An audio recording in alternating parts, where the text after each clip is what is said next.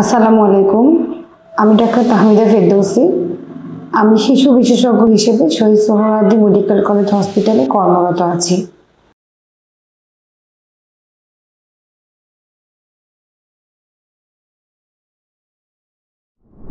খিঁচুনির কথা আমরা কম বেশি সবাই শুনেছি যে খিঁচুনি রোগের কথা জানে না এরকম মানুষ কমই আছে। তো আজকে আমি এই খিঁচুনিটা জ্বরের সঙ্গেও হতে পারে, জ্বর ছাড়াও হতে পারে। তো আজকে আমি বাচ্চাদের জ্বরের সাথে খিঁচুনি এই বিষয়টি নিয়ে আলোচনা করব।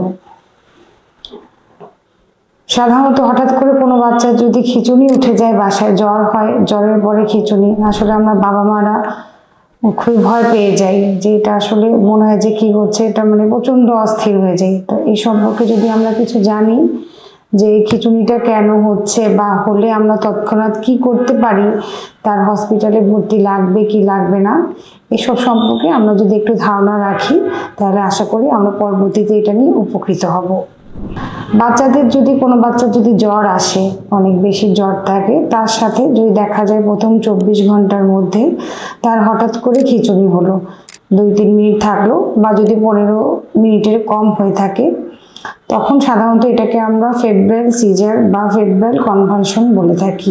যদি কোনো বাচ্চার এরকম হয়ে থাকে, সিম্পল ফেব্রাইল সিজার যদি হয়, তো তাতে আমাদের ভয়ের কিছু নেই। তখন সেসব ক্ষেত্রে দেখা যায় যে বাচ্চাটা খিঁচুনির পরে আবার তার স্বাভাবিক কর্মকাণ্ডে ফিরে আসে, তার খাওয়া দাওয়া নিয়ে কোনো সমস্যা হয় না, তারপর দেখা যায় যে বাচ্চা নর্মালি খেলাধুলা করছে।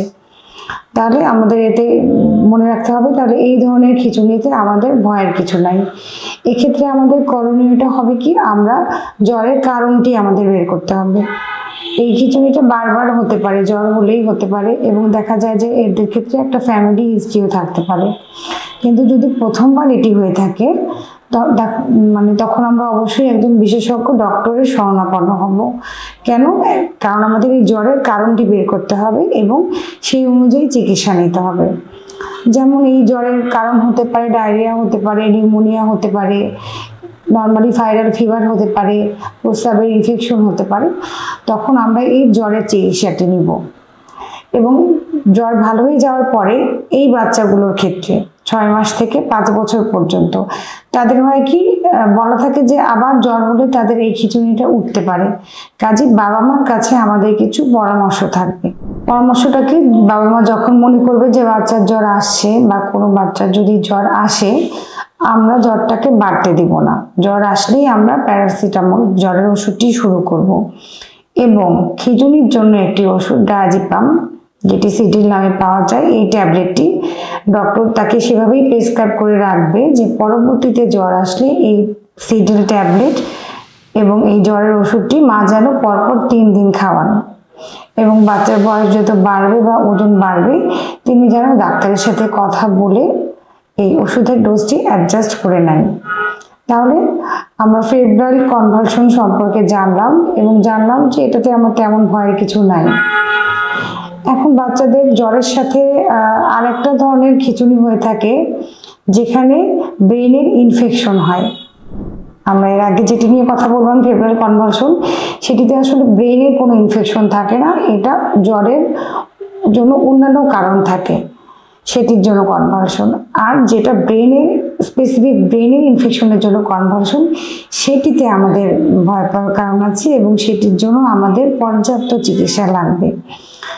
তাতে হবে কি, এই খিঁচুনিটা কেমন হয় যে বাচ্চার হঠাৎ করে জ্বর আসলো, অন্য সমস্যা যদি থেকে থাকে, জ্বর দেখা যায় যে বাড়ছে এবং এক পর্যায়ে গিয়ে তার খিঁচুনি হলো।